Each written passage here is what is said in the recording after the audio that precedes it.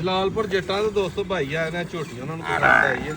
ਇਧਰ ਲਿਆ ਦਰਾ ਚੁਆਰ ਦਾ ਇਹਦਾ ਬੱਚਾ ਲਿਆ ਇਹਦਾ ਥਾਣ ਜੀ ਨੂੰ ਪਾਵਰੀ ਆਖੀ ਦਾ ਨਾ, ਪਾਵਰੀ ਥਾਣ ਜਿਵੇਂ ਆਂਦੇ ਨੇ ਨਾ ਏਡਾ ਏਡਾ ਫੁੱਲ ਕੇ ਥਾਣ ਹੋਏ ਤੇ ਅਗਲੇ ਪਿਛਲੇ ਥਾਣ ਇੱਕੋ ਜਿਹੇ ਹੋਣ ਦੇ ਐ ਨਲਕੇ ਵਰਗੀ ਧਾਰ ਨਿਕਲੇ ਵੱਜ ਕੇ।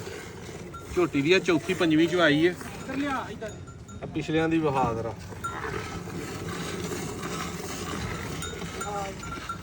ਆਓ ਭਾਈ ਜਰਾ ਪਹੁੰਚੋ ਪਾਸ ਕਰੋ ਤੇ ਪੂਰੀ ਡੰਡੇ ਤੇ ਚਾੜ ਕੇ ਪਾਸ ਕਰਨੀ ਜੇ।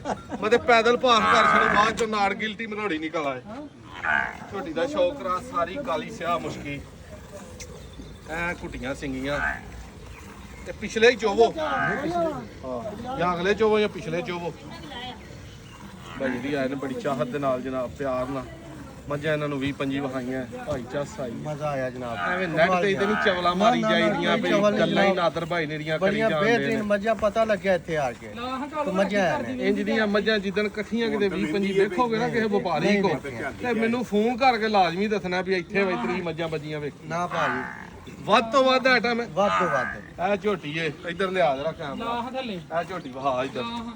ਲੈ ਜਾ ਮਰੂ ਨਹੀਂ ਚਲੋ ਤੁਸੀਂ ਛੇ ਉਹ ਡਰਾਓ ਨਾ ਯਾਰ, ਇੱਧਰ ਆਇਓ ਬਲਾਲ ਸਾਹਿਬ, ਬੱਚਾ ਲਾ ਰਹੇ ਨੇ ਕਿਤੇ। ਇੱਧਰ ਲਿਆ ਜਰਾ ਝੋਟੀਆਂ ਵਹਾ ਹੈ।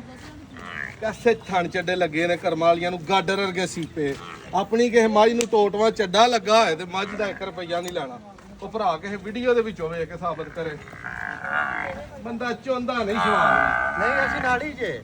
ਅੱਛਾ ਤੇ ਫਿਰ ਬੇੜਾ ਨਾ ਗਰਕ ਕਰਿਓ। ਆਓ ਮੈਂ ਚੋਣਾ ਖਾਣ ਪਾਸ ਨੇ ਭਾਜੀ ਬਿਲਕੁਲ। ਆਓ ਇਹ ਬੋਲਾ ਆਈਏ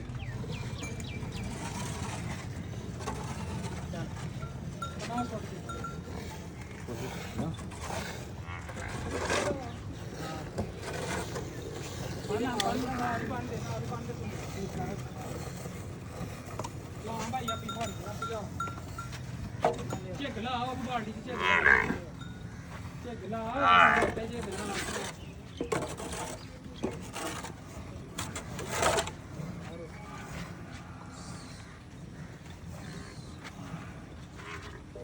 ਅੱਗੇ ਘਰ ਮਾਈ ਦੇ ਮੂੰਹ ਝਗਲਾ ਹੋ ਤੇ ਉੱਪਰ ਝਗਲਾ ਬਾਲਟੀ ਚ ਝਗਲਾ।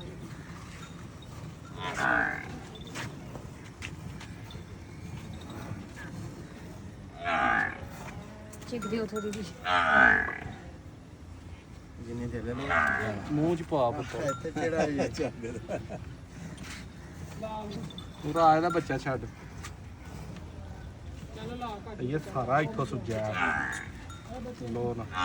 ਉਹ ਅੱਗੇ ਹੀ ਹੁੰਦਾ ਬੱਚਾ ਛੱਡ ਕਾਲੂ ਰਾ। ਸਾਡੀ ਬੰਨ ਦੇ ਇੱਧਰ ਬੰਨ ਓਕੇ ਯਾਦ ਨਾਲ ਦੇ ਕੁੰਡੇ ਤੇ ਬੰਨ ਦੇ ਝੱਟ ਦੀ ਗੱਲ ਲਾ ਦੇ ਇੱਧਰ